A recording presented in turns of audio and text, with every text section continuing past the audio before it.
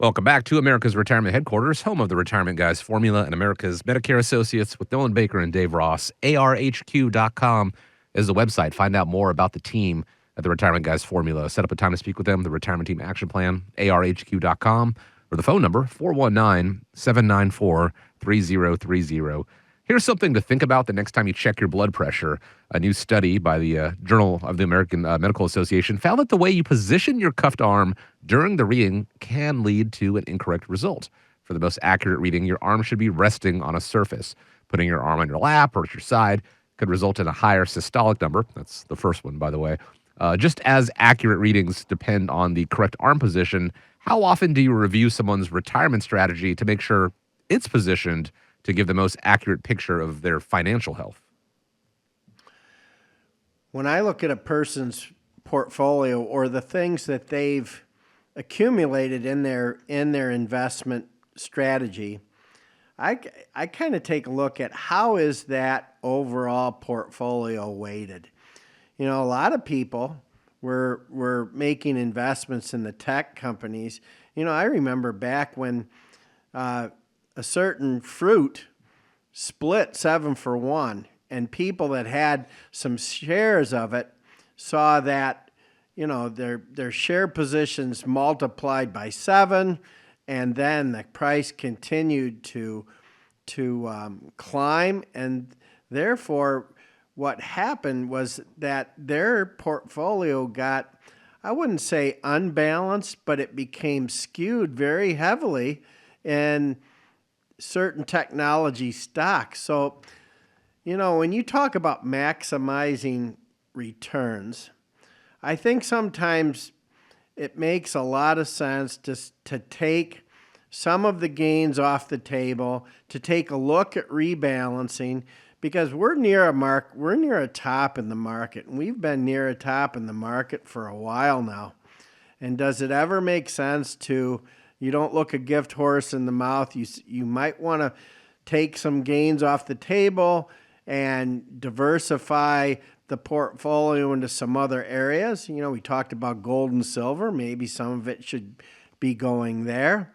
But as far as maximizing returns, I think the one thing to really keep in mind as an investor is that you have to look at your risk tolerance. You have to look at factors such as when will you be looking at retiring, and how does this investment that I own, how does it fit in terms of the retirement team action plan that we're going to put together for you if you come to work with us here at America's Retirement Headquarters. So keeping all of those factors in mind is a very important part when you take a look at how you maximize returns. Because as people get closer to retirement, they may not need to take nearly as much risk. So if a person says, hey, if I could sign a contract that's going to guarantee me 5% return every year for the rest of my life, I would sign it because I have done a good job of saving.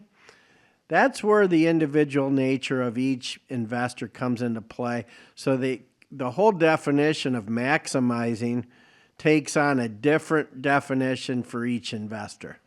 I completely agree. You know, Dave, you got some great points. It comes down to your individual goals and objectives as far as your comfort level with risk. But, you know, one of the things that I'll oftentimes ask people is we go through their portfolios and we do the analysis, and it shows they have, you know, a really high probability of success of meeting their retirement goals. You know, I'd ask them the question, okay, if you doubled your money, what would you do differently in life that you're doing today? Or on the flip end of the scale, if you lost half of your money with a market decline, you know, how would that impact your future as well? And you know, for a lot of retirees today, I think the concern of not losing half of their life savings in a major market downturn, you know, can be kind of a concern. So the great thing is if you look at technology today, this is an area where I would say technology has dramatically improved how to optimize a portfolio to help a client try to achieve the level of return and optimization for the level of risk that they're willing to take. As an example, we use a software where what we can do is we can take the portfolio And what we do is we put it into our software, and the first thing that it's going to do is it's going to give us what would be the normal range of returns in a portfolio over, let's say, a 6-month time frame. And, it might say the portfolio could go down 15% and up 20%. So 95% of the time, historically speaking, these would be where the range of returns would fall into. The next thing that we can do is we can stress test the plan, and we can say, if we had an environment like what we had in, COVID or 2008 or 2000 market crash, what could be the potential maximum level of decline in a portfolio? And some of the times it could say the portfolio could go down, 45 or 50%. And that might be fine for somebody, who's young and saving and accumulating dollars. But as you're getting closer to retirement time, a lot of times people don't have the luxury of time to make up for those type of losses. So knowing what those range of returns are, I think, is an important first step in portfolio optimization. Looking at, will the current financial assets be able to accomplish the goals and objectives based upon what your future income needs are, is number two. So there's an ability to take risk, and there's a need, so to say, to take risk. You also can't just take all of your money and park it in a savings account either, because it doesn't have any risk, but doesn't have a whole lot of opportunity for return. Our software, what it does is it can go through then kind of a series of questions, and it's kind of like an eye doctor test. It's like, do you like this investment or that investment, this one or that one? And it helps you kind of pinpoint who you are as an investor internally in your comfort level of risk. Because the last thing you want to do is be in a portfolio that's, let's say, ultra aggressive, and internally you're a conservative person, and then the market goes down, because my experience is that you're the type of investor that could change investment strategies after a decline can happen, and that can be painful. So knowing where you're at today is important to make sure that it matches up with what your portfolio is. Then the software, the next thing it does is it gives you a grade point average. And so when you're looking at grade point averages, we're talking about kids in high school or college. The goal is to get to like a 4.0, right? That's all A's. And in Right. fact, if you take some honors classes or you take some accelerated classes, you could get higher than a 4.0. So you could get a 4.3 if you took a great amount of classes and you were really doing well.